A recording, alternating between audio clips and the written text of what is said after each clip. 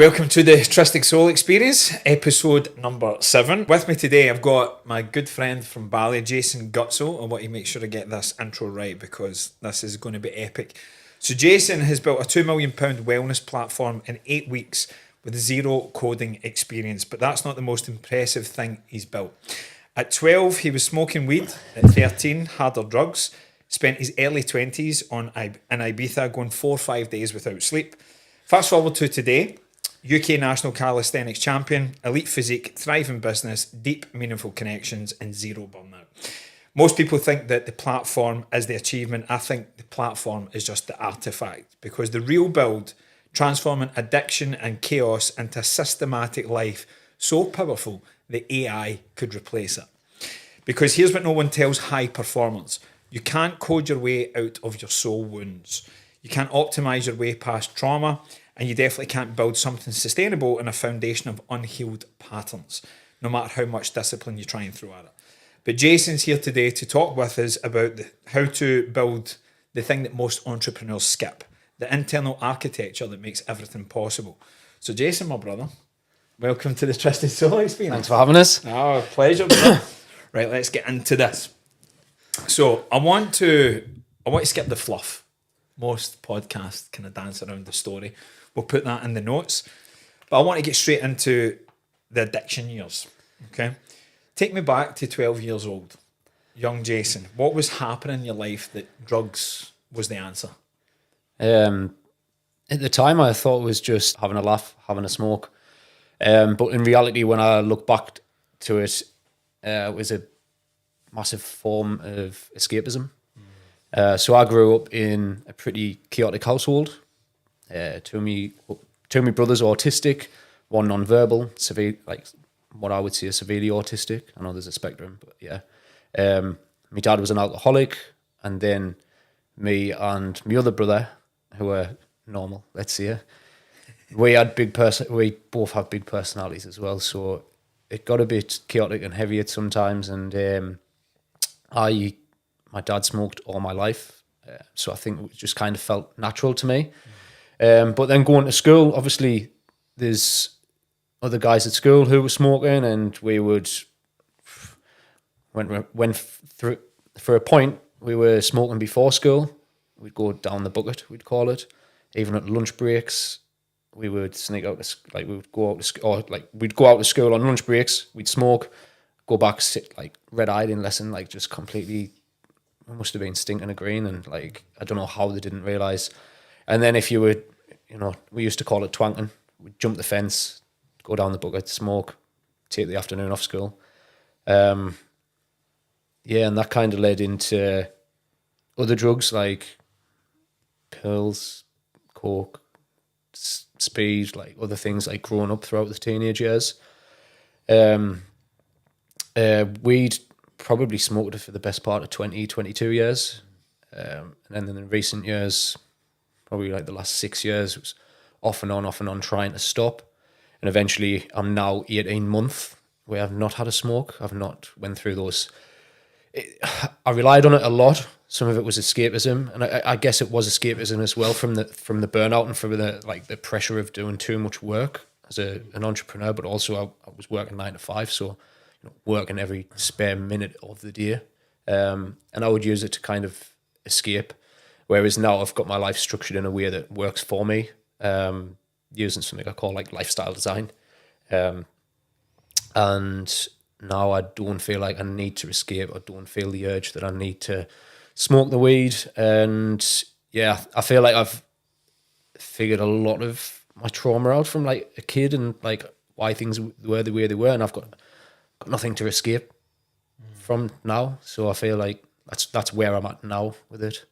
But it's been the hardest thing that I've ever quit. I've stopped drinking, stopped junk food, sugar, like all of that stuff, which is hard in itself. But like it's literally had us to the depths of like hell, because I would go through these cycles and then be like, why the fuck have I done this again? And it would be so hard to stop again. And I'd kept repeating the cycles until I started to understand them and the reasons why I was doing it. And then I understood like triggers and how a change of location would help me massively. Being in a change of location, I didn't have the like neurological pathways in the brain that was, you know, it could be as simple as walking through the door, finished work, open the door, walk up the stairs, and then my brain instantly thinks, let's smoke a bong. It got that bad where I was smoking at least 20 bongs a day, where I would flip the switch for the kettle, think bong. I need to go around the shop, I'll have a bong before I go to the shop. I'm going to make some food, I'll make a bong. I've just had my food, I'm going to have a bong. Like, it was as much as that, and now completely cut it out of my life. But like, just to give you an idea of that, it was like the hardest thing I've ever give up. We've had some good conversations earlier in the day, actually, to the point I thought we should be rolling. Some gold in there. Literally. But mentioned a lot of really key things, and definitely something I see time and time again. I believe we've all got like a version of the same addiction. So insert the coping mechanism, it's all for the same thing, which is to not feel the pain of the thing we would feel if we never did the coping mechanism. Yeah. So whether that's low level, like societal class, like the bongs and the weed and the green, drugs, drink, whatever, or been addicted to work. Yeah. All day, every day, or if you don't have your cacao. I said that in Bali for years. There was like a lot of people come here and don't realise their coke addictions just became the cacao addiction. It's the same addiction. It is. So we had a good conversation earlier talking about like the laws of thermodynamics and the energy, how it just transforms. So the escapism that you were talking about, that the wind behind that didn't just go away. It would have transitioned into something else. So what was it that you maybe positively put that energy into to kind of bridge where you are today? It would have been my work. Work. A big thing for me throughout my years of entrepreneurship is, even while working 9 to 5, I had different ventures, and even when they didn't work out for whatever reason, for burnout or just wasn't the right thing, there's always been that deep desire that to work for myself, to build something, to create. And I've coached different aspects of life, like taught yoga, calisthenics, fasting. And for me, this kind of became the big reason why I need to stop as well, because there was a big internal conflict of being this like health coach and then being a stoner, like smoking 20 bongs a day. It's like, I felt like a hypocrite when I was going through these cycles where I was heavily smoking. I couldn't make content. I wouldn't go on I wouldn't go on social media. I'd stay away from it, and I'd just be like thinking, you're a fucking hypocrite. And for me, it was like, I've got, I mean, the platform, which we'll go into shortly, but these ideas to create and build things, and like things that's going to change people's lives. And it's like, you can't do that shit if you want to build something as great as this. Yeah. And kind of when I did restructure my life, where I didn't feel that need, where I did need to smoke, and where I was consistently working on my business, where I was building, and I was like seeing this thing that I've visioned, and now I'm creating it. And it's like, the more I did that, like if you look at it like this, the more I did the weed, I slacked on my business. The more I worked on my business and started to create, the less I wanted to do the weed. And then it's like this now. Yep. It's like this, and there's no going back. There's a lot of things that we really, really share, especially like in the book. There's a lot of things that I give my clients, and we're saying the same thing, just for like different lenses, which is brilliant. But it's refreshing to hear like the micro tangible steps that you give to people, like, because a lot of people, especially coming from an addiction point of view, they oscillate, at least in my work, I see, going from 0 to hero, and it's too much a jump for the nervous system, so they revert. One of the things I loved, and I was like, yes, my man, say it louder for people in the back, is rather than trying to get rid of things, is just be gentle with yourself and make a positive swap. And then obviously, like you've said, that just becomes momentous, and the momentum builds. But one of the things, it's not in my notes actually, but just want to dive into it. in your words, what's the difference between work and purpose? Because what you're saying there, I think in the beginning, the transition was maybe to go from the drugs and the bong and all that other stuff to then go, right, I'm going to throw myself into work, doing a lot of things to then kind of find the one thing that just doesn't feel like work anymore. What would you say is purpose to you? Purpose, building something meaningful that changes lives, but it's something that's fulfilling to me. Yep. And helps people. I think I've dropped this on a podcast before, but my name, Gutsell, means good soul. Yep. And I've just always wanted to help people. Sorry, I'm saying that as if I knew that translation. I'm just saying, yes, you are a good soul. I worked in IT support for years. I'm a problem solver. I like to fix things. I like to help people. I like to create solutions. But yeah, just for me, my purpose is to just make a difference in this world. Yeah. I guess. You said something really beautiful there, mate. I think in the order that a lot of people, maybe at least from my world, from unhealed trauma, don't say it in that order. You said something that's fulfilling to me that then helps people. A lot of people just want to kind of help people, or they equate purpose with career. Mm-hmm. And you can make a boatload of money, but if you're unfulfilled, that's not purpose. You're left with what's the point? Why am I doing this? Who am I? Why am I? And you get through those philosophical questions. So I think it's really refreshing. Like, fulfillment is everything. Like, what's the point if otherwise? Throwing yourself into work, was that post the kind of second big in Ibiza that you had that aha? So yes, so this is going back to when I was like 20, 23, kicking on 24, after partying for many of years. Doing 2 summers in Ibiza. This was the second summer, and it was more that I knew I was, I don't want to sound like egotistical, but like meant for more. Yep. And I'm doing these things, and I'm just like starting to get to a point where when I continue doing these things, I'm having like negative thoughts, anxiety, feeling low for the full week till it gets to like Thursday or Friday. Yeah. And then it's like, start again, and you perk up, and it's just repeat cycles of that, and it's like you can't keep doing this. And after the second time in Ibiza, it was just like, right, I'm gonna start a knuckle down. I don't know where I'm going. But I'm gonna knuckle down in my jobs. I'm not gonna, like, in my career. Sorry, I did IT contracting for a couple of different jobs before I went to Ibiza, and that's how I was able to come back, get back into work. And then in my mind, I was just like, do you know what it is? Every time I do good in a job, I end up progressing and end up going to somewhere else. And the second time I came back from Ibiza, I worked for a company called HP. Our account was Rolls Royce. So I got sent down to Derby at that point, and I was on the most money I ever made. And I just said to myself, this is kind of, I know it's only Derby, do you know what I mean? It's not even nothing, but like at that age, getting sent away, earning like, 200 odd quid a day, like that, like back then as well. It was like, if you keep going with this, who knows where it's going to lead. So in my mind, it was just, I'm going to contract. I don't have to be tied to a specific 9 to 5. And I know along the way, things are going to work out, and I'm going to figure out what I want to do.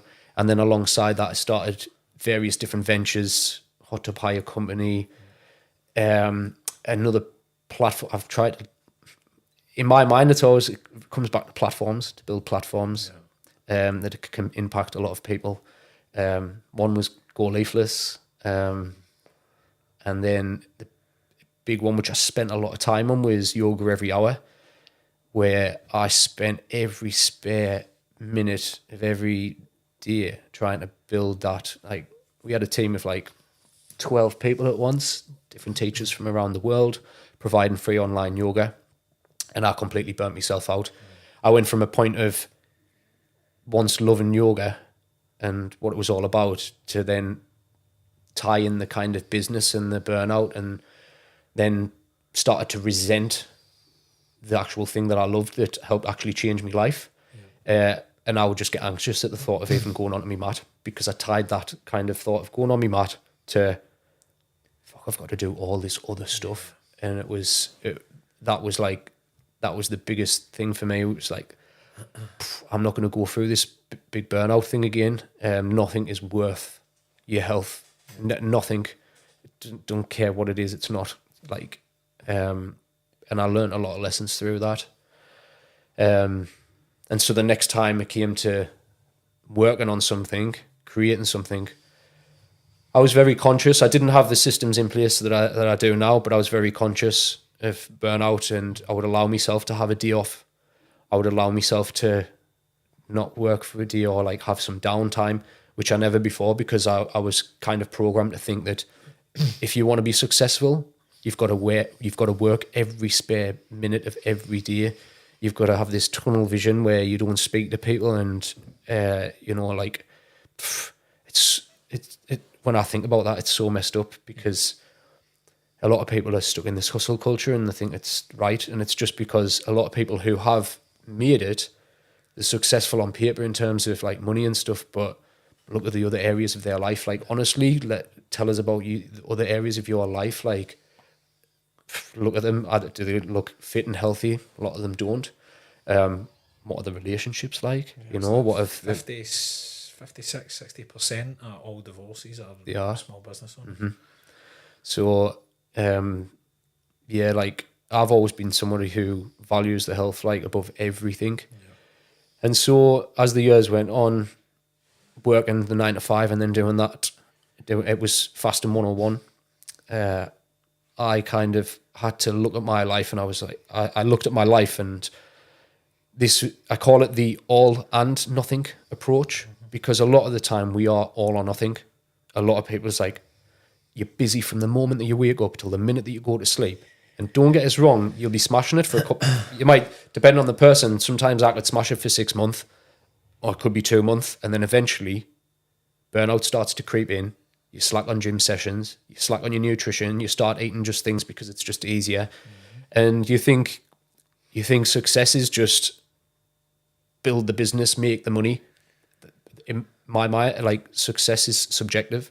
And for me, I want to have a thriving business. I want to be fit, healthy, and I want to have strong connections with friends and family. That your version of success. That's my version of success. I touched on this earlier when we were speaking off camera. I said a big part of my identity was like trying to get love through my father through performance. And it was just always on the go. And one of the ways that I tried to do that was to always, like, not elevate my intelligence, but kind of hide behind it and always, like, show people how smart I was. And I remember, like, I had this, like, contrived, I mean, I believe it to be true, but it was just too word there. I was like, success is the ability to live your life completely in your terms, irrespective of other people's opinions, past experiences, or current, like, struggles. Now, so peace. To me, success is peace. It's just like doing what you want, when you want, however many times as you want. And that fulfillment is everything. So I know I'm jumping into little bits here, but would you say, like, two things that have come up more and more, is this something you see in your work with high performers, the two kind of grey areas or the pain points for them is burnout and unfulfillment? I would say so, yeah. So burnout, definitely. Yeah. That was where I started to write the book, which was a manual, but then became like my story. And then this 6-pillar kind of how to live the limitless lifestyle, as I say, sorry. And do you know what it is? As I've been writing this book this past couple of years, I used to phrase it as balance to your life. And again, balance is subjective. Yeah. And it's like, what it is fulfillment. So are you fulfilled with, like, for me,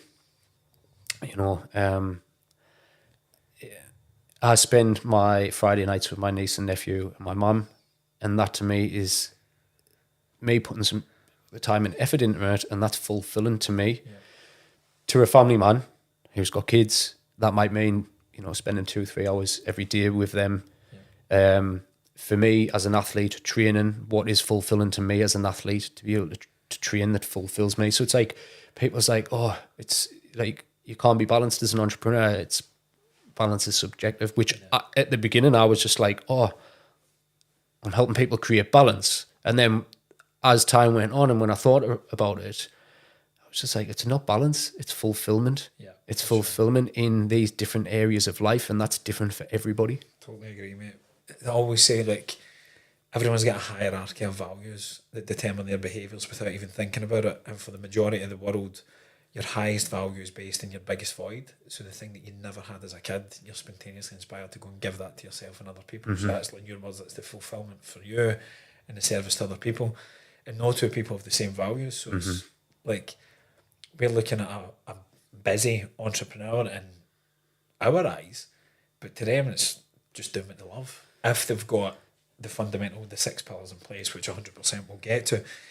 But one of the questions I ask people, because it's majority like business owners, big visionaries that I interview on here, and part of the journey and the hero's journey is they're moving through it.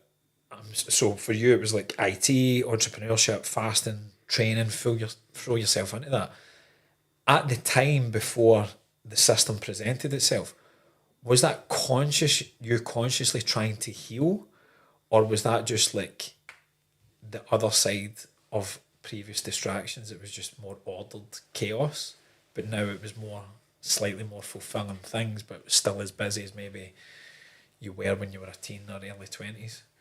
I mean, in a way, probably I was trying to escape with doing business, doing different businesses and stuff, and I was because, you know, not sitting with things, not understanding, like, and what we've kind of touched on this in a few conversations, but it's like maybe there's the kind of lack of worth, and so you're like, nah, I can build this fucking big thing, I can do this, I can do that, I can show the world that I am worthy. And I spoke to a guy not long ago, he's into training, he works so much as well, and he's doing really well for himself, and he's kind of elevated his business and stuff. But he was saying, look, he says, everybody thought, like my whole family and that, don't believe in us. They just think, I used to think I was a waste of space and this, that and the other. And I was just like, and then I didn't feel like I'm a waste of space or anything, but maybe I felt like, you know, as I was saying earlier, my two brothers got a lot of attention from my mum and dad because of their conditions. You know, it's understandable. But when you're a kid, you don't understand that. Yeah. And so for me, I'm actually figuring these things out, like very recently as we've talked about these things. But it's like at school, you know, I was, even though I was like one of the smartest in the year, like I was the class clown, I was making everybody laugh, I was acting out because I wasn't getting attention at home. Now, fast forward a few years in my business, still when I haven't obviously processed all this stuff, maybe I'm going, look at me, I'm building this, I'm worthy of something, I'm this, attention. I don't know. Maybe that's true, maybe it's not. But like when you said that there, I was just like, actually, could that be true? Could that be true? I think that's a beautiful thing. But now it's not like there's nothing, and I don't think it was like, look at me, I want attention. Yeah. But it was maybe something subconscious. Yeah, I think it's always subconscious, and I think the thing is as well, when we get to that real authentic place of acceptance, it's all right to look at. That was one of the first things I did when I held the book in my hand. I was like, did I tell you I wrote the first draft of the book recently? Yeah. I mean, but how does it feel? It was like, awesome. I was like, that's amazing. So you should be seen. So like in my world, when I'm dealing with people with trauma, you see it in their postures. It's like keeping themselves minimised. Kids that don't feel seen or heard will act loud and obnoxious because they just want to be told, hey, we love you. You're worthy of love. So I don't think there's anything wrong with it. I love the fact that you're so open with it, and like, maybe. I think that's always the answer to every question, to be honest. It's like, could be. And that's like humility. So let's shift gears from humility here and like bask in a bit of pride. Calisthenics UK champion. I'll just stress, like, for anybody watching it, it's calisthenics for my level, intermediate level. Yeah. But I'm buffing him up. He's buffing us up. But like, no, like, yeah. So, been doing calisthenics for for now like 6 years. But last year, best year ever. Didn't think nothing of it, to be honest. I've competed quite a few times, not took anything serious. Then I competed in the North UKSCO and I won that. I competed twice in one day as well, in two different things. Came first in one, second in another. First in statics, second in strength and endurance. Amazing. And then I was like, oh, I'm going through this UK. And I was like, oh shit. Then that was the first time that my mind switched and kind of like took it serious. Yep. And out of, I think there was 8 of us got through out of all the different regions. I took it home on the day, which I was really proud of. You should be, man. I know you say it in the book. Remind me, sorry, what's the first guy you met? Is it Jay? Aye. Your calisthenics.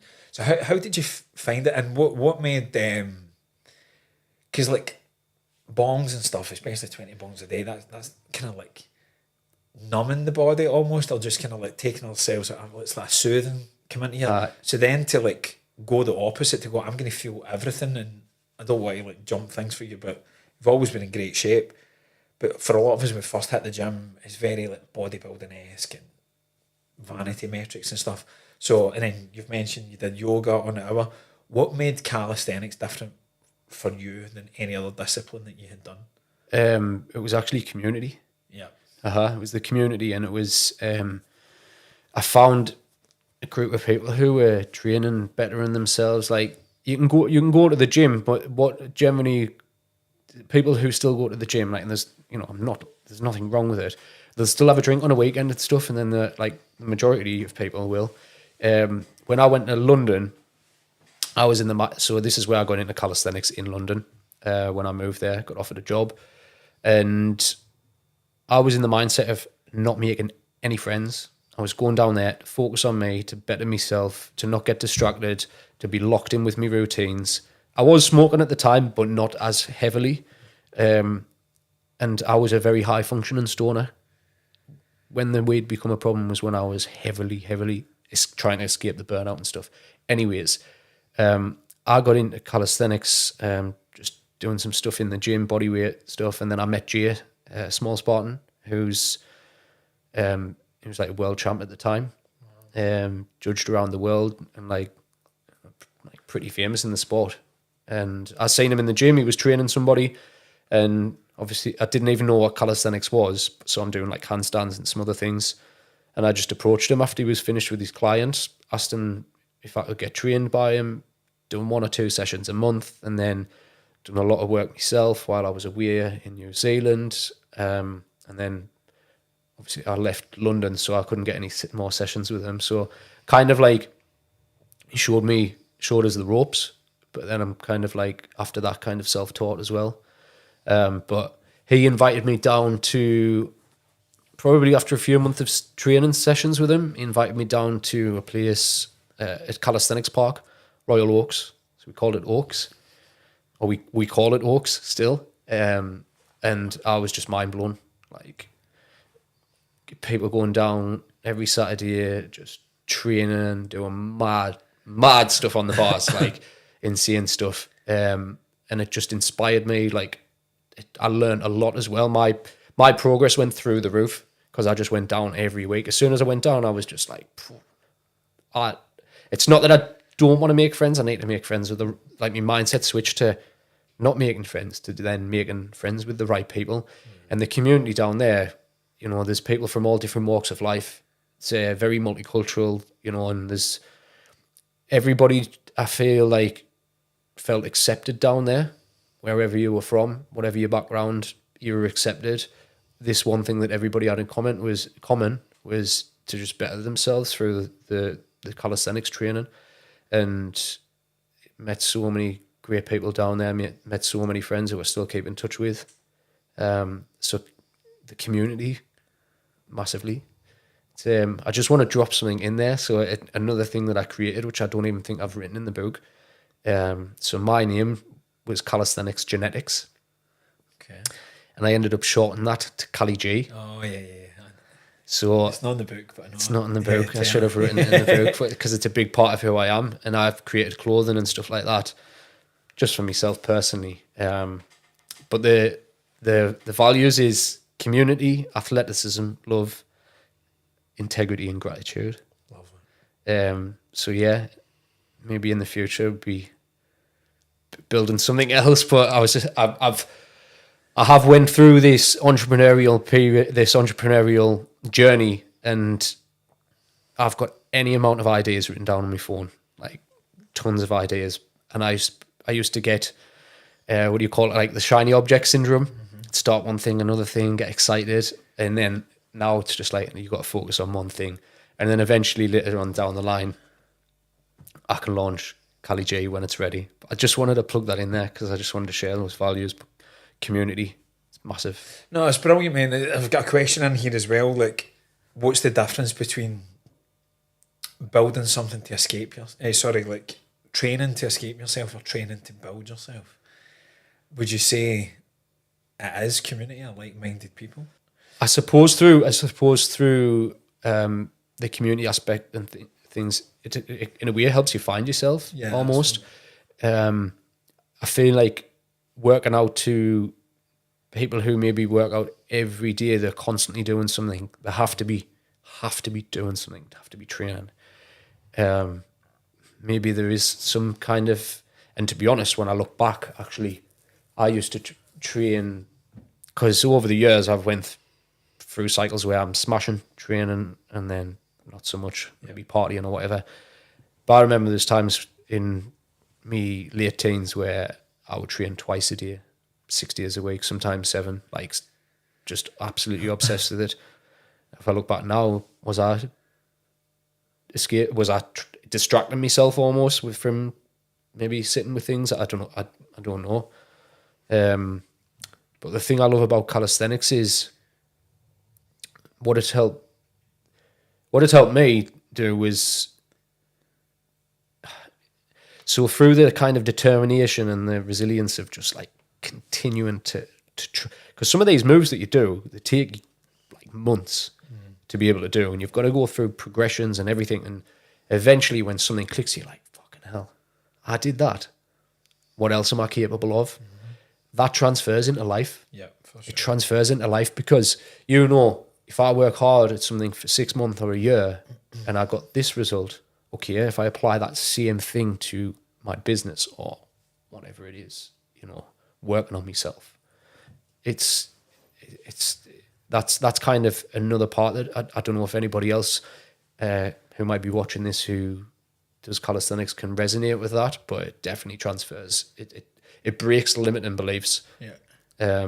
Which I'm sure a lot of people can resonate with. 100%. It's a great bridge into the next one. So, limiting beliefs, comfort zones, 2 peas in a pod, really. You had the 6-figure job in IT. What made you step away? Purpose. It was fulfillment. Yeah. This started years ago when I was in New Zealand. So this was the beginning of it. So I was working for a high-end law firm, got sent to the other side of the world, everything paid for, staying in a 5-star apartment, like couldn't have gotten any better, expenses paid, everything, couldn't have gotten it any better. And I was standing on my balcony one night, looking out to Auckland, looking over at the tower, and I was just like, how the fuck did little old me from Dordon see him get here to the other side of the world? And I was like, Jason, you're not even bothered about this job. Like, I work hard at it. Like, that's me. I'm a hard worker, do you know? And if a job's worth, my dad used to say, if a job's worth doing, it's worth doing properly. And I always kind of carried that. But when I was stood in the balcony, I was like, what if I put the amount of if I can get to the other side of the world and this happens, you know, like work hard at my job and this happens, I get taken to the other side of the world and I secondment for 3 months, everything paid for. Imagine what I can do if I do something that I'm passionate about that's like actually lights a fire, gives us something. So that's where that started. That was years ago. That was the first job that I'd left. Yeah. And then literally I got down to putting my copper jar into the coin star machine in Asda. You know, you put your money in and account it and you get a receipt and think I got like 13 quid back. And I was just laughing at myself. I was like, I think maybe it's time to get a job. But my mindset switched. So before it was like, I'm never going back into IT. I'm never going back into that corporate world because I'm done with it. To this is just a journey. And it's just, sometimes you got to go this way to get there. And when I went back into work, whole mindset shift. I had a whole mindset shift where it was just like, I'm just doing this so I can get to where I want to be. And yeah, there's something that a terminology that people use is like, oh, I'm working on my side hustle when they're building the business, and they call the business the side hustle. I'm like, no, that's wrong. It's completely wrong. Call your 9 to 5 the side hustle while you're working on the bigger thing. And that for me, it's like, this is just some little side hustle. Like this 100K a year job, it was that. Even when I joined, even when I worked for them, I contracted them, they asked us to come back in a different role, a lot more money. And I said, I'm like, my intentions would be to contract until I get to a point where my business gets to a point where I'm gonna leave. And then as the time went on last year, just started to build certain things, started to write the book, and I had this massive calling to just go all in. And I also, last October, done an ayahuasca retreat, and I feel like that maybe had something to do with it. And it was just like, I can always get another job at the end of the day. Yes, it's a nice bank balance. It's nice getting a lot of money put in your bank every week, but it's not feeding this inside. So I knew I had a little bit of money. I could have a bit of money saved up by the end of the year, and I kind of give them a bit of an ultimatum. So I already dropped my hours down. I dropped half a day, then dropped a day at work, went down to 4-day working week. And I was like, I had this conversation with the two managers. I says, I want to reduce a bit more and then eventually step away. And it came to the end of the year and I was like, okay, I'm getting itchy feet here. I sat down with my manager, on Zoom. I says, I want to go to part-time. The other thing, I already had 3 weeks booked in for Christmas, 20th of December and January. I says, the other thing is I want all of January off. I want to go to Bali and, either have all of January off or I'll work remotely over there, which I thought, I already work remotely 4 days a week anyways. I'd be in a different location. He's like, I think you're taking the piss a little bit, Jason. And in that second, I just says, I'll just leave. And when I said it, I was just like, there was no worry. There was no, it was just, truth. It was just, this is the right thing to do. He's like, it's like, no, don't, Jason, he goes, look, I'll have a word with the other managers because it's obviously not up to him. He says, I'll have a word with Simon, his name was, and James, like the head of IT, and he says, I think you're asking for a lot here. In reality, when I kind of forced it, he says, don't send the email. He must have read me mind. He goes, don't send the email. He says, I know you're going to write your thingy out. I says, I won't. I'll wait till Monday. This was the Friday. Over the weekend, I just thought about it. I was like, even if they give us part-time, I'm just delaying the inevitable here. Yeah. And who knows, I'll get to Bali and I might just go, do you know what I mean? Which I don't want to do. I don't want to just leave people in the shit. I even give them 4 weeks notice as well. But over that weekend, I was just thinking about it and I signed onto my laptop Monday morning, didn't even do anything, pulled up Outlook, read out the email, done. And I was just like, fuck. I was like, I'm doing this. Doing this. And so I did. And I'm like 11 months on now since I've left. Amazing. Built a platform which I thought was going to take investment, developers and everything. And I thought this was a 2-3 year down the line thing. Obviously got back into the book, creating it before it was just like a manual and it was a bloody 50-page document, had no depth to it, no story or anything. Yeah.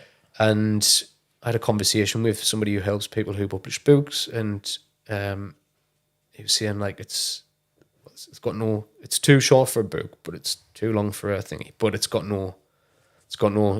It's got no story, no depth, no nothing. And then I was like, okay, maybe I do share some of what I've went through, and then it makes it relatable, and it also explains. There's a lot in there that I writ about. There's things that I did like unconsciously that actually I've ended up putting into lessons, and then turned it all into a 6-pillar kind of framework to be able to coach yourself through it. So it's been interesting writing the book. It's been very therapeutic, but it's also been, I've learned a lot, and I've been able to kind of, okay, look at everything I did over the years, and how can I teach this to somebody through a book while telling my story. And so that's what I did. It's like part autobiography, part kind of systems, solutions, basically. Yeah, it was awesome, mate. I loved that. Right, so with that depth of clarity that you had, I don't want to project my stuff, but it's certainly a UK thing that comes up time and again. When we go away for the status quo, right, although you were certain nothing was going to change it, was there any pushback, or was there any opinions for people back home? I know the guys at jobs went, you're ripping the piss here. What about other people? When you give up that level of certainty, and the biggest trigger for a lot of people is like financial uncertainty, when you just go, this ain't it. Well, I know you mentioned in the book when you were doing some work with Tony Robbins, and I remember, again, probably similar journey to you, kind of infancy point. One, he loves a quote. Quotes with it. Depth don't really have any meaning, but I remember him saying success without fulfillment is the ultimate failure, and I'm like, wow, that hits. So when you keep mentioning fulfillment, like 100%, was there any pushback from like family, friends, or anyone else to go like, what the fuck are you doing? Well, first of all, it wasn't the first time. It wasn't the first time. Your first rodeo? No, it weren't the first time. Obviously left the London job, didn't I, for the big law firm, where I got sent all over the world. So it wasn't the first time. So don't think it came as a shock, but people were saying, like, you've got some balls, you. Yeah. I was like, I haven't really. It was like, it weren't a hard decision. My mum, my mum's like, you're mental. Like, do you not miss like having the money going to your bank and that? And I'm like, trust us, the money will come eventually. You can't create something like this and money's not going to follow. I am financially driven, but not in a sense of like materialistic things. I know the things that I'm going to do and create are going to bring financial success. But for me, it's kind of like, let's just backtrack a little bit, because when people were kind of saying, oh, you've got some balls and stuff, and I was just like, what's the worst that could actually happen? So, the worst that happens, I run out of money, I can't get another job. Like, I can just get another job, right? But the worst thing happens is I can't get another job, can't pay me rent, and I have to move back in with my mum. At the end of the day, I've still got a roof over my head, I still have food in the fridge, and I'll still be able to go to the gym, right? And that for me, it's like, if I do actually need to go back a few steps, I don't mind, because I know what I'm working on and I know where I'm going, and I know it can take time, but I was just like, I felt the massive calling to do it. So that's purpose, right? That's the difference. Yeah. And again, when I had that conversation, I was like, I'll just leave. Yeah. There was no worry, there was no anxiety, there was no. I bet you if you put like a heart monitor on me, it was just level. Yeah. Level, and that's when I knew it was the right decision. Brilliant, man. I love that. That's good advice for anyone else who's watching it as well. Remember Richard Branson being interviewed, and somebody said, what's the biggest risk you've ever taken in business? And he's like, I've never took a risk. And he went, haha. And he went, I've never took a risk. He went, how can you be like billionaire and like not take risk? He says, because every time I'm presented with an opportunity, I ask myself 2 questions. What's the worst thing that could happen, and could I handle it? And if the answer to the second one is no, I don't say yes to the first one.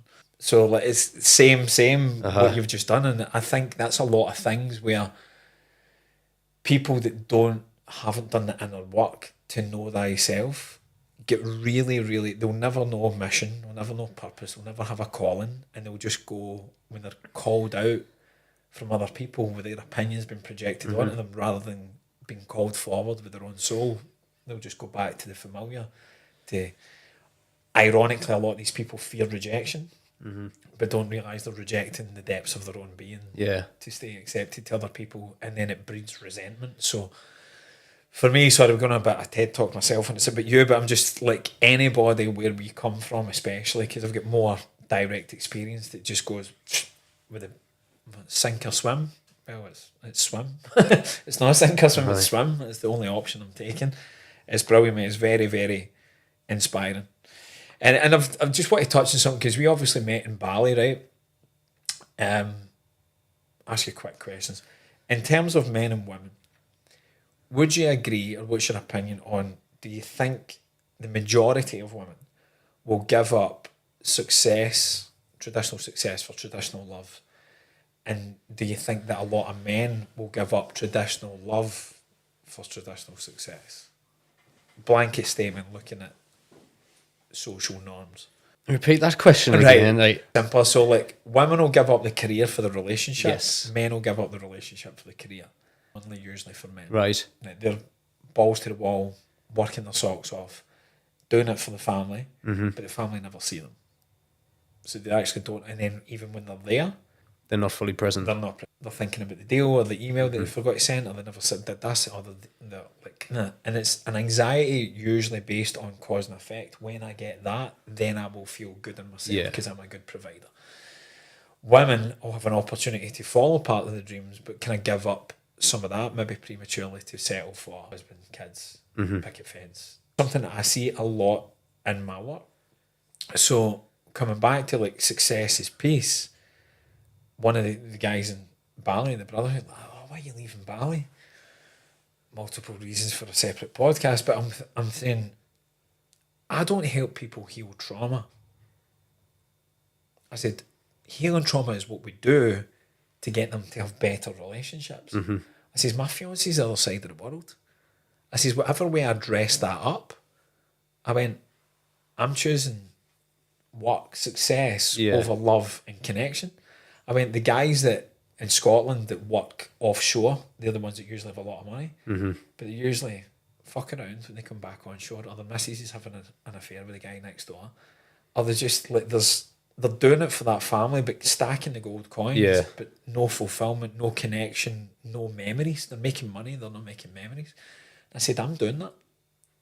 And I never understood guys back home that did it. I'm doing it, whatever way. I said, so it's humble pie. I went, so, like, to give you context, mate, I said, I'm choosing love over success. I says, now, when he's like, oh, right, okay, he's a proper business guy. And I says, right, cool, now that you've got why I'm doing it, I says, what's more successful than love?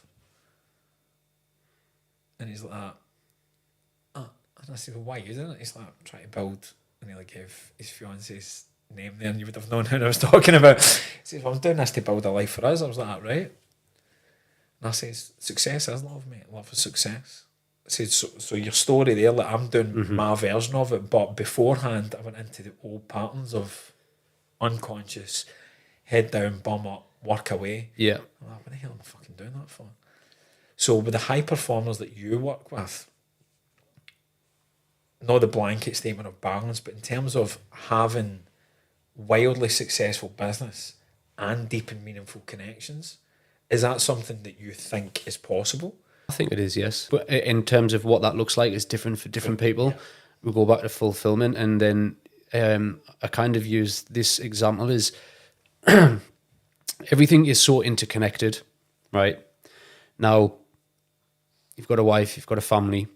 If you're in your business all the time, working, and you don't have any time for them, you don't have proper set time for them, they're going to start to eventually resent you and resent your business. That's going to play it in the back of your mind, which is going to pull energy from you. You can't even be fully focused in your business if you're not spending time with your family, because you've always got that guilt in the back of your mind, and it's an energy drainer. However, make sure you spend some time with your family, your kids. Not only that, so that's going to then, you spend time with the kids, with the family, with your wife, and are they going to be more supportive of your business now? Yes, they are. Dad's going to work to do this. My dad's, building this or whatever it is, because you've got that connection with them, because you've got that strong relationship. And so you can now, when you go into business, when you go into work, you're fully focused, you're fully locked into it, because you don't have that guilt in the back of your mind. So everything's all sort of interconnected, and it's like what we do with the data and the platform. So it's not just, we don't just track nutrition. Yeah. We track all sorts of things, connection, family time, social, well-being, stress, energy, like all of this stuff. And you can see people's data when you're spending time with your family, or it correlates with overall productivity and feeling like happy, like your overall day is like better. And there's so many different things that are so interconnected that you don't even think about. And there's probably things that we're still going to discover the more the kind of more data that we get and the more things that we look at. But it's all about just, I'm going off on a bit of a tangent here. No, it's brilliant. It's a perfect bridge where I'm going next. But it's it just helps you connect the dots and understand, like, everybody's life's different. And that's, everybody's got different responsibilities. People respond differently to different foods, different amounts of foods, different working hours, sleep hours, like all of this stuff. And what it does, it helps you figure out when you are performing at your best based on all of this like all of this different criteria. And that could be, one client, we found that when he ate out twice a week with his girlfriend, on those days, he significantly ate lower protein, which affected his energy, his productivity, and his stress the next day. And so when he business performance, thanks. But when he ate consistently over 2,400 calories, was in bed by 11 o'clock, he got X number of work hours done, he performed better overall. And it's just like these little things that you don't realize they're connected. One big thing is nutrition. I'll use this example I've already told you about, but I had a client on, and this is back before the platform, when I was doing things manually, filling out spreadsheets and stuff. She was fasting, eating well, stress levels low, energy levels high, sleep was great. And then I'm doing a monthly deep dive, and I'm seeing one line of data where stress levels were high, mood was low, energy levels was low, and the following evening, sleep was poor. What did you do differently that day? And I looked at our data, and it was as simple as eating a McDonald's. And it's like, people are just unaware. She literally, when I told her, she was mind blown, and she would have just thought, just having a bad day. But when you could start to connect the dots and bring awareness to what's actually happening, then you become more conscious of it. So that, like, next time, when it comes to having a McDonald's, maybe she has the McDonald's, but then she consciously thinks, how do I feel? How do I feel the next day? And then the time after that, for just the example, when it comes to a point where, should I get a McDonald's, or should I just put myself off till later and have my tea when I get in? What am I going to do? Probably going to skip the Mackie days, because you know how it makes you feel, and you know how it wrecks your sleep. So yeah, it's all about just helping people figure out what works for them on a very personal level using their data. So important, mate. It's so fascinating as well. But I think the biggest thing always comes down to like faith and like fulfillment. Like, you chose fulfillment over what was familiar. Left the 100k job, went all in, built the platform in 8 weeks using AI. How much I've been able to build that in that short amount of time was acquiring new skills, or the AI itself, versus like the internal clarity you had because of the shit you were able to sit in and reflect on and move through? Or was it a perfect match of both? So the whole idea, the whole concept of it, I already knew and had in my head for a few years, since I started doing it with the spreadsheets. And this just came from doing the fasting, when I was coaching people into fasting. And so the concept was there. And then as I got into AI a couple of years ago and started to learn it and do this, that, and the other. It started off being, I wanted to take, so when I started coaching, like life coaching, I was having calls every day with the client. And I was like, okay, I'm going to get maxed out here. There's a lot of work involved. There was having the call, filling out the spreadsheet, getting, analysing it, then putting it all together, like all the information, doing the reports, sending them like all of this stuff. And I was like, I'm going to get maxed out here. If I take on 4 clients, I'm maxed out. And I'm trying to build something, and I not want to sell my time for money. Yeah. And to scale things, you need systems that look after, that automate things. So it started off being a daily check-in. That's all it was going to be, the daily check-in. Because it's like, that's going to save me a chunk of time, and then I can focus that time on other things. I can bring in more clients. And then I got carried away. Something that's called an MVP, minimum viable product, which you would normally do in an app or whatever. You build a very basic thing, and then you build on top of it once you've got feedback from the clients and stuff. But I was like, this concept works, so now I can actually do it with AI. I got carried away with it, and yeah, just went at it. 8 weeks later, built the first version of the platform, which has now been rebuilt with the help of my business partner. But yeah, the whole concept, 8 weeks, and when I actually looked into it, which you mentioned at the beginning of the podcast, I wondered how. So I actually saw an article on somebody who had built a platform, and it was like 1.4 million or whatever, and he built it himself with AI, and I was like, I wonder how much it would have cost to build my platform. Yeah. So I took everything, I downloaded all of the code, the whole kind of write-up of the platform, fed it into AI, and I said, what would it have taken developers? So this is a, what do you call it? Just like, my platform isn't, it's, how am I trying to say that? It's not that somebody's went, oh, that platform is worth 2 million. Yeah, personally, I feel like it's worth a lot more. Yeah. But in terms of the development work that it would have taken, a team of engineers, it would have took upwards of, it was 1.8 to 2.4 million to build. If you'd have done it the old-fashioned way, with a team of developers and all this kind of thing. So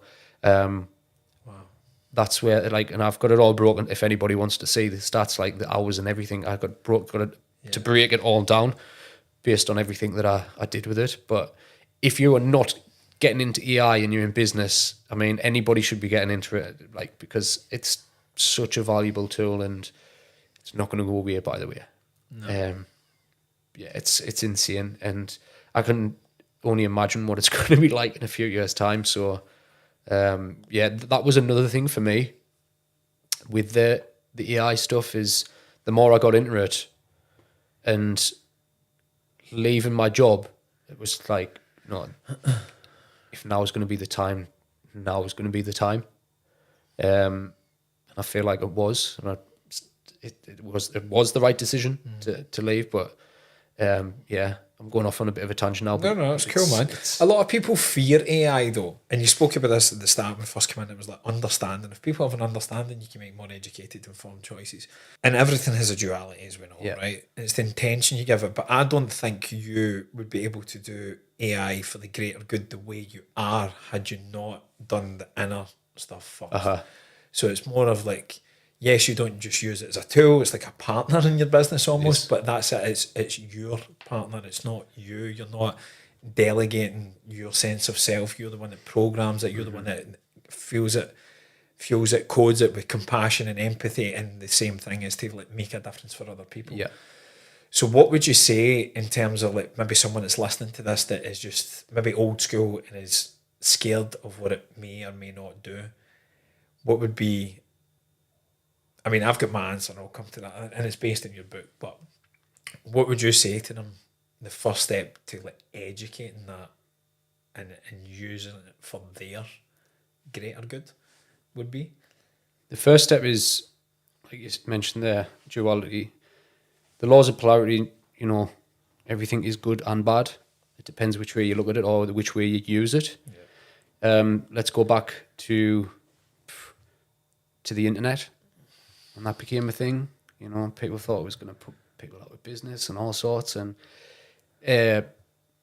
airplanes, when they came about, there's all of this carry on, like, oh, you can't, like, it's not safe, blah, blah, blah. And now it's just a way of life. It's a normal way of life. AI is already integrated into a lot of things that we don't even realize. It's been around for a lot of years, which I only found out recently. It's been around for a lot of years, so it's already implemented in a lot of things that run the world, to be honest. What I would say is, don't be scared of it. Talk to it. Ask it to do things, but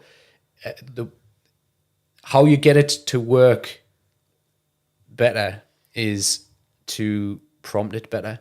So if you say,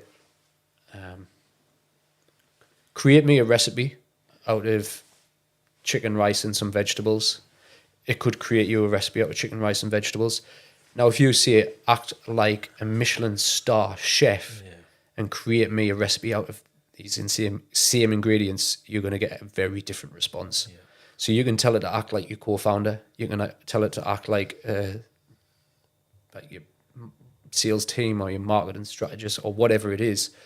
I program it and tell it to act as God mode, as my co-founder or as whatever it is.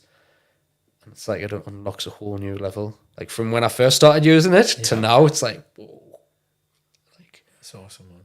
Yeah, it's certainly starting to feature in mine, like the Just Human Design and natal chart and gene key stuff, mate. I used to do them manually, like 30, 35, 40 pages for some people, and just like one of those, it would take me like the guts of a day. And it's part of like bonus things that they get for the 6-month program and stuff that we do, just to kind of know thyself that bit better. Yeah. And I was resistant to it. I'm going to go off on a tangent here. On my arm here is like the evolution of DJing. It took me 7 years to go to CD. To go from vinyls to CDJs, mate, just out of pure ignorance. I was in a party and I was just like, fuck off. If it's not vinyl, it's not DJ. You're pressing buttons. This is bullshit. And my mate was proper in the zone, and I was drunk, and I was just going to, I don't drink either, by the way, very similar with that, but this was a long time ago, and very kind of northern banter, and I was like, I'm just going to be annoying here, and he was proper in that flow state zone, and I reached over and just went like that to spin the deck back, which would make noise in a platter and vinyl. I think I wasn't going to do it, and it went, and I went, like Scooby-Doo. He turned around and he was like that. He was going to go nuts. We used to call him the angry German. He turned around and looked at me and he saw my face like that and he went, do you know what? Fuck you. He said, I was going to go nuts there. He said, but hell mend you, 7 years. 7 years you've not been DJing. I told you. I went, how? I was like, give me a wee shot. He was like, no, go over there and think about what you could have done. I was like, fuck. But like everything, some of our greatest teachers, mate, come in those moments that we don't yet realise, and that transferred into so many other things. I was like that. Just because it's unknown, don't fear it. And a lot of people don't, especially the Scots and the Northern Celt, that stoic way of life. We don't say we're scared of the unknown. We hide behind like passive aggressiveness, sarcasm, beating it down, frustration. That was a lot of shit. Like mocking it. You need to understand it. Like give it a chance. Yeah. If AI is not for you, it's not for you. But like, it just mirrors for me the law of cause and effect. Like what you put in, you get back. The reciprocity is always there. And if you don't know, then don't condemn it. Like learn. So it's definitely made a difference for me just now in terms of time hacks. I definitely don't think, and I've got a whole post ready, a blog post ready to go in this, like you cannot biohack your trauma. You can't chat GPT your trauma. I've definitely said that. But in terms of like admin and operations and like as you said about finances, you're financially driven, but not to like sit in the West Wing and count your coins. Like if you're at a business, you can't help anyone. If I get a business, I can't help anyone. So one of the fond memories I have in the 90s growing up is going to like Global Video. We used to go to a Blockbuster. they never get the memo, mate, when Netflix was coming, and no one goes to Blockbuster anymore. No, they don't. So if we don't evolve with the changing environment, you're a thing of the past. So I would say at least be open. Yeah. Put yourself out there. But where I was going in the book is reach out to Jason GBT, because it's been prompted to kind of clone yourself. We'll get into that like deeper, but the wheel of life, just reach out to him and see if you know the difference whether it's actually Jason or someone else, but it will give you based on your data, and you'll go, holy shit, is this guy wearing the wires in my head? And from there, obviously, like time, the more you put in, if you want more specific touch points with people, obviously there's different tiers that you can come in.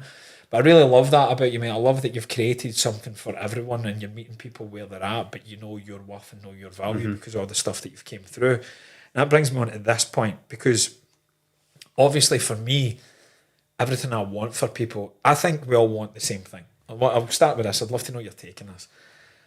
Remember about 2017, just after I had healed the cancer, I was just writing down and I was like that. That's the exact journal. Here was my prompt. What the fuck is it that people want? And then my next line was simple, please? Question mark. And I did that. And I never moved. That was my deal. I'm not going to move until I have something simple with us. And I wrote, everybody wants a version of the same thing. Everybody wants to be loved, accepted and appreciated for who they are, doing the things they love with the people they love most. Bonus cliff note is for as long as possible in the best health possible. I don't know anyone that doesn't want a version of that. Like you said, how that looks to you is going to be slightly different for me. We've got a lot of common values and stuff. But I remember writing that and I was like, well, I want the same thing. But I'm talking through the language of me and they feel unheard. I need to be saying in the language of them so they go, this guy gets it. I feel heard, I feel seen. With your work with, especially like high performers, entrepreneurs, what's the one thing that you see them, not even they think they want, at the depths of their soul, what's the one thing that all these people have in common that they really want that drives them? I think it is fulfillment, but it's maybe understanding what that is, because sometimes you can be so tunnel visioned that you can get lost almost. And then I'll go back to years ago when I was doing the Yoga Every Hour platform. I went for a period of time where I didn't speak to anybody for about 2 months because I was just tunnel vision. And then I actually stood back a second and I was like, what do you actually want? What is this? What's the point of this if I've got a niece and nephew who I didn't see a lot of the time, which I'm probably missed out on. I did live away for a chunk of their life, but I was thinking, I'm back in the Northeast now. I should at least be spending some time with them each week. And that for me was, again, it is fulfillment in that sense of like my relationships with them, building a strong connection with them, seeing them grow up, having an impact on them. And I think that's what it is. So like connection, family and impact for the people that are coming next. And obviously, making money and growing your business, it's important because you want to be able to provide for them for the best life. You want them to have what maybe you didn't have growing up.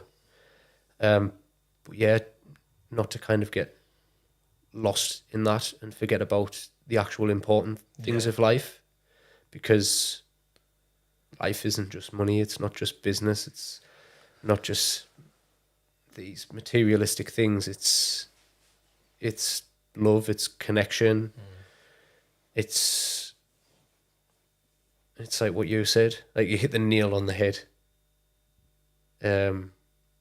So yeah. Thank you, mate. I thought I was onto something all those years ago, but I think that's the thing. If you actually take the time and you have the desire to actually deeply connect with someone and you listen to them not listening, planning out what you're going to say in response to before they've said it, but actually be present, you really hear what's really important for people. So obviously, like service, health, healing, personal growth, discovery, family, connection, these are all big drivers, big values for you.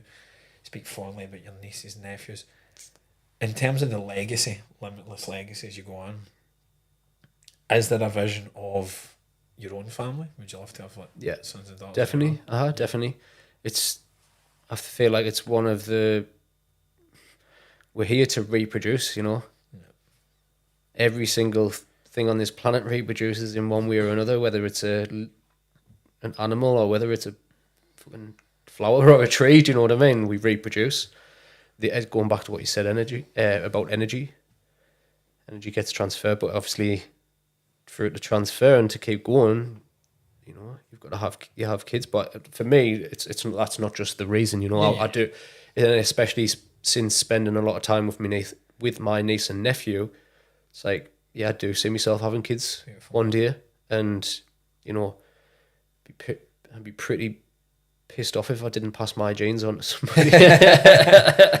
Well, that I think it's the way I'm going with this, mate, is like there's a conscious decision from you just now to be single while you're in the infancy of building this. Yeah. And I know that's a choice. That's not like a belief that you can't have both, right? What would you say, or what's your experience with working with successful entrepreneurs or high performers, or even like your own stuff, when you have a partner that's regulated, that's calm, that's done their inner work, maybe embodies traditional gender roles, that if their man like yourself is so driven by mission, vision and purpose, have you noticed in your own life or your clients the direct correlation for the ones that are really successful on paper and fulfilled, that have that conscious support network for someone that's done the inner work, as opposed to someone that is getting nagged, maybe going through a divorce, separation, looks good on camera while they're posing for gala things, but really it's just a trauma bond? Can't answer that from a client, having a client perspective. From my own perspective, I always thought that, not always thought, but I did have this kind of thing as like, having a relationship is going to distract you from what you're doing and take away from it. But in reality, I think it's finding the right person who can support that, who understands, who, if you do have the kind of the man and the woman role, like who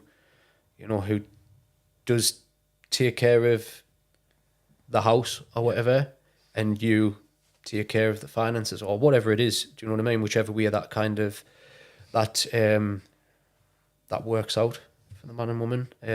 For me, that's where I would see myself is at the minute. Again, it's a difficult one to answer for myself. I have found that I've went into kind of relationships and I'm just like, nah, this is kind of a taking us away from what I need to be doing. But I feel like if you found the right woman, that it can amplify what you are doing. Yes.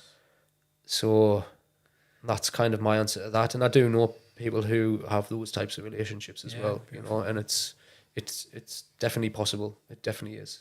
So where does like conscious relationships fit into your vision as this baby continues to scale and grow? Conscious relationship is in having somebody who's conscious and gets it, supports and switched on, and like, as you, a great word, like amplifies it. Just, I think we're both in agreement. Mm-hmm. Your partner doesn't need to be an entrepreneur if you're an entrepreneur. Nah, right? They don't. They just get the roles, they get the energy. Mm-hmm. They've done their own inner work. They've balanced the masculine and feminine poles within. They just nurture and amplify that greatness. I think if I go too off topic here, like the embodied divine feminine and a conscious female knows that a man is driven by mission and purpose, and her purpose is to make sure he never negates on that. So when I'm not living in my highest values, Samantha will go, hey, what's going on? maybe I've just got to a point where I've burnt out too much and I'm just like having a day. But if that goes into 2 or 3 days, I'm usually not the best person to be around. She'll be like, you need to take your ass to the gym. You need to get yourself back into your body. Go and have a sauna. Go and do whatever. I've had my decks. She'll be like, switch them on, turn them up. I'll go out, like get back into your body a wee bit. Then you need to get back to work because you're miserable. Like you need to go and create something. You're stuck in your head, and it's honestly you're doing my fucking head in. Like go and fix this, and I'm like, okay, you're right. yeah. And I think that's part of like giving ourselves plaudits as well. When you don't need to. One of my earliest mentors said the problem with the world, Mark, most people would rather be right than be loved. And I've certainly done that, and I'm like, as I'm arguing, like kind of going, right, stop talking now. Like, what are you doing this for? Like, you're creating something that doesn't need to be there. So when you get someone that knows themselves, that healthy masculine energy within that can just be firm and direct, but not dictatorial or the nagging mother archetype, but just actually supportive to go, hey, grey cloud, come on. You've been walking about like that for days. Let's shift this. What do you need? How can I help? Or they'll bring you food or a little something. Or like, do you need to talk? Aye. I'm like, no. Do you need space then? No, I never said that either. Well, what do you need? Because you're walking about like a bear with a sore ass. Like, okay. And she's like, right, you're not living your highest values. So if conscious connection and relationship isn't a value for both individuals, I think the relationship is always doomed to fail. A conscious partner will know what makes us connect more is if I connect you to the voids, the values that you've now made your voids because you're not doing the things that you love. So I think where I'm going in my business with this just now is like, especially when people are worrying about money a little bit more, I said, there's a real opportunity here to grow and scale and serve. It's never been before with tools like AI, with community is the biggest thing. And like short period of 8 weeks, like the only limits is the ones that we've got in here that's based in the past events. So the Limitless platform, now that we know that somewhere along the way a conscious queen is going to go in and help that rise even more, walk me through to somebody that's maybe, if they're joining this late, someone's sent it to them and they're like, right, what's the absolute that I need to see? Like, this guy Jason, good soul, he's built this amazing thing called Limitless, left a 100k job, went all in his dreams. This sort of, what is the Limitless platform? What does it actually do? And what are the 6 pillars that? So the 6 pillars. So I'll start off with the book, Becoming Limitless.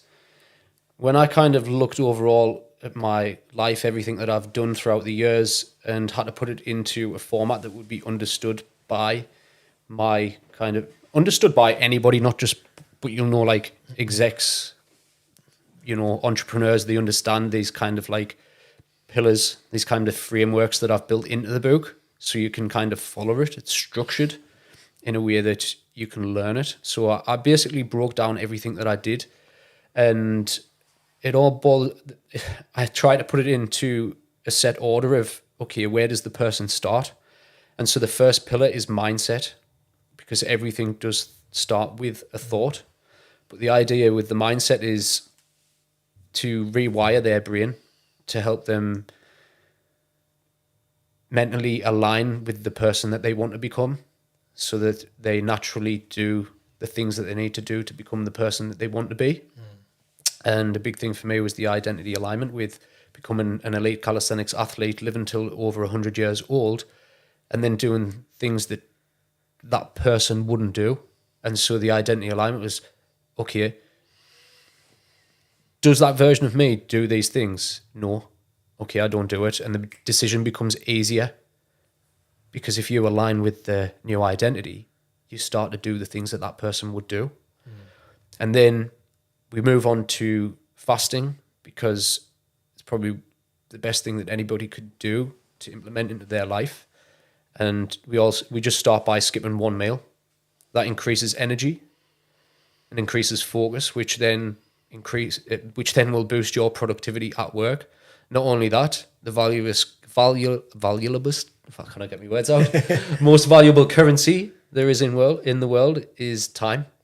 And if you can start freeing up time by just changing your meal times, you start to save some time, which, you know, entrepreneurs, business owners, CEOs, like execs, they're struggling for time. Like, and if you can start to give some of that back, you can start to, first, I like to put that time back into the person, putting yourself first, because then everybody else wins. And that leads on to the next part, which is you've started to free up some time.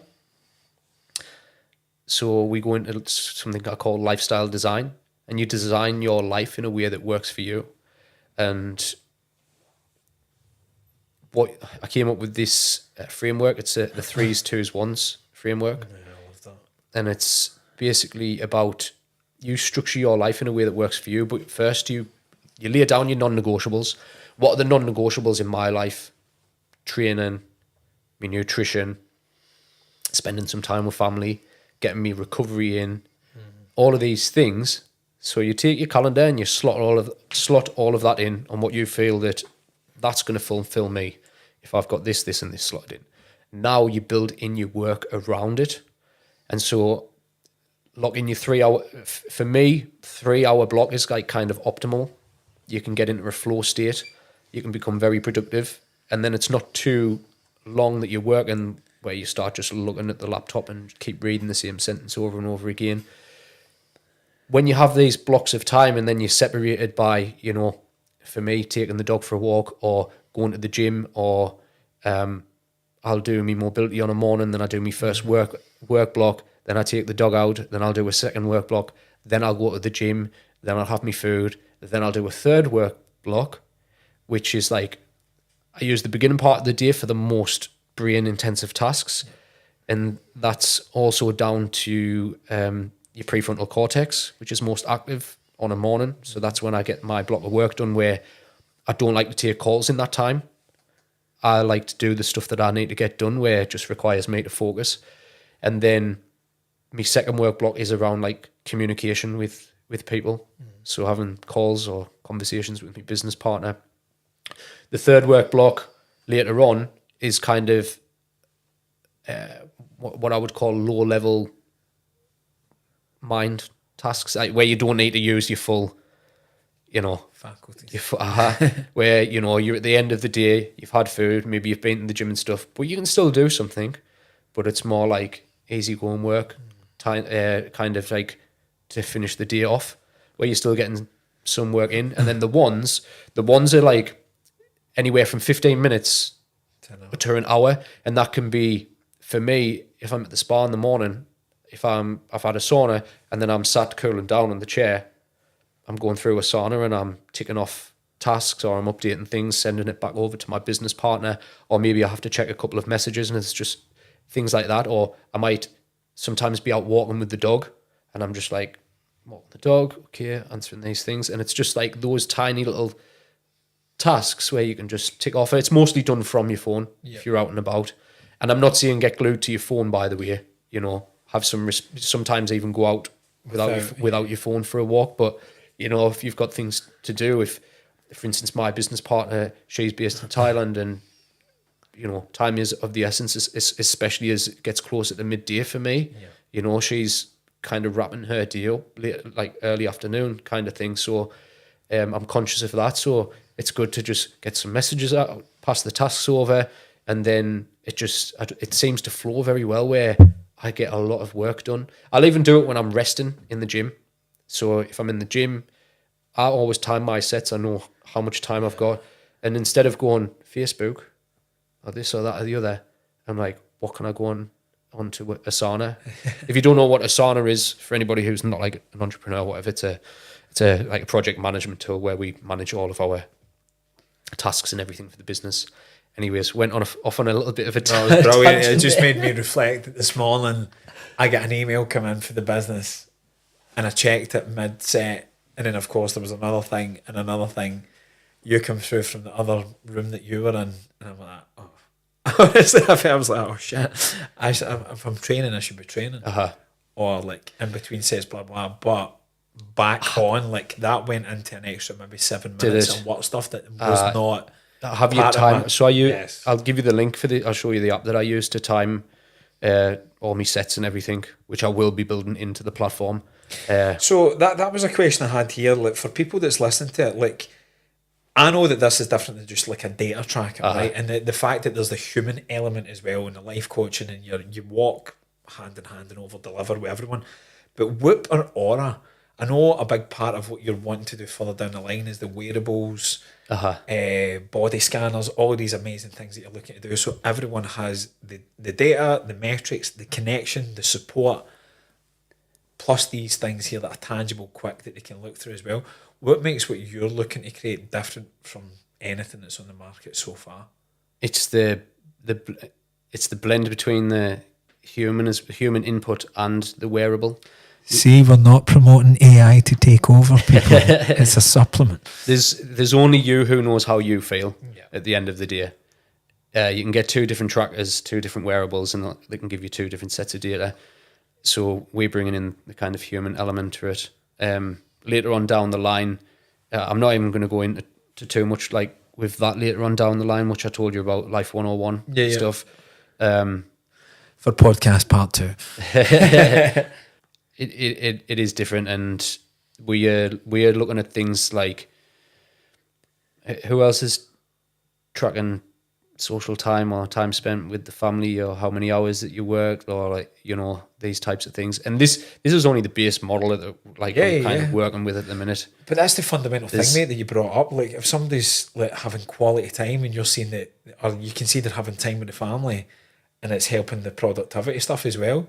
You can also see, mate, if they have time with the family and it goes like that, without the human connection, you go like, well, with time with the family, you went like that the last 3 days, but this time you went here and you asked them about it. They go, me and the missus had a fight.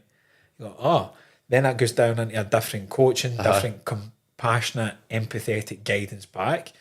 So I think the data without the divine intervention, the human, and is worthless. This is another thing, is like, we encourage people to put anything on. It's not, there's no judgment, it's understanding the data and why. So when I'm filling out my daily check-ins, you know, I'm quite conscious of what I'm doing and what's happening. So for instance, how am I going to explain this? There's been times where I've had to work super late, which I don't do all the time because I'm very conscious of it. But if needs must, I'll work into the early hours of the morning if I really need to. I knew that my stats were going to be low mood, low energy levels, and I was going to be tired the next day. I put notes on my check-ins. I know this is why. For instance, also if I was getting stressed, so AI isn't perfect, by the way, and it can when you're talking to it or prompting it and stuff, sometimes, you know, you're like, what the fuck are you doing? Sometimes. And that got me stressed. So, for instance, I told you we had to rebuild the platform, didn't I? There was days where, you know, I don't really get stressed, but there was days where my stress was elevated. But it wasn't because of me fasting hours or because I had lack of sleep or because I had this, that, or the other going on or had a fight with a missus. It was because I was getting frustrated with something that I was just determined to get done, and I was hitting brick walls sometimes. So I would make a note on my check-ins is high stress levels because of this. And then when the deep dive pulls all of that data, it'll see, well, we noticed on the 2nd of October that stress levels are low, but we know that was due to such and such. So it won't say, oh, stress levels are low, so let's look at the other data that correlated with it, and basically gives you false information that says, oh, you were stressed because of whatever it was. It's like, no, you've already told us that the reason you were stressed. So that will help future prompt or even ask questions back. Hey, what was going on that would contribute to this stress? There's so many levels to like I said, I got carried away with the MVP, and there's so many levels to where I'm taking this. So many different integrations and stuff that it's going to be it's going to take it's going to take over. No, I could talk about this stuff. There's 101 different avenues me and you could go down. I could talk about this all night, but I'm conscious of time, right? So with the platform, the app, everything you want to bring, the coaching, the community, the service, what's possible for people, what is the ultimate vision of service for Jason Gutsell? How does that look? What does the limitless life look like specifically for you in terms of legacy, that what you want to leave humanity with? I want to help people understand that they can become limitless. They can become their limit. Like, as humans, we are limitless, and people don't even realize what we're capable of. Some people don't. Especially in Bali, when I visited there's some very fascinating human beings with crazy skills, like whether it's athletics or people who I've connected with through the Brotherhood, and how people's minds work, and just there's many different versions of limitless. Don't think there's just one thing, one kind of thing that's like, this is limitless. You know, it's like you can become your very own limitless version of yourself. So I suppose it's to help people break limiting beliefs, in specifically entrepreneurs, business owners, that you can have this limitless lifestyle where, for me, I can win a UK comp, I can have quality time with family, have those deep connections, and I can also build a business. And that to me is like, that is limitless. It's limitless thinking. It's limitless being. It's not saying, oh, I have to choose one or the other. It's no, you can have it all, which people will disagree with. I know they will, but that's your limiting beliefs. Yeah. I'm sorry, but it is. It's your limiting beliefs. If you think you can, and if you think you can't, you will have heard this before, but you're usually right, whichever one it is. So for me, it's just to help people break their own limiting beliefs and become their limitless version of themselves.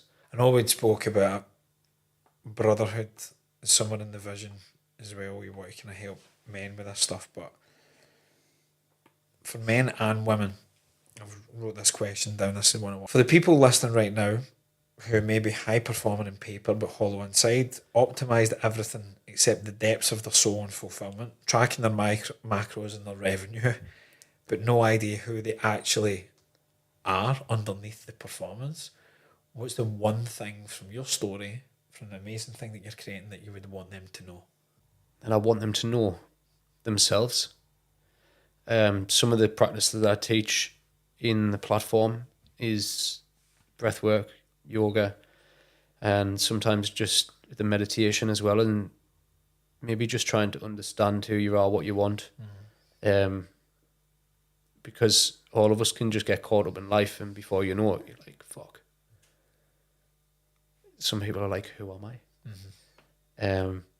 All these years have went past and they're just like busy with life, and then eventually they're just like, some clicks and they're like, fuck, who am I? So maybe to just take some time to understand yourself, give yourself some downtime, give yourself some me time, some time to be able to reflect on life and to understand yourself, and to understand that you're just a human like the rest of us.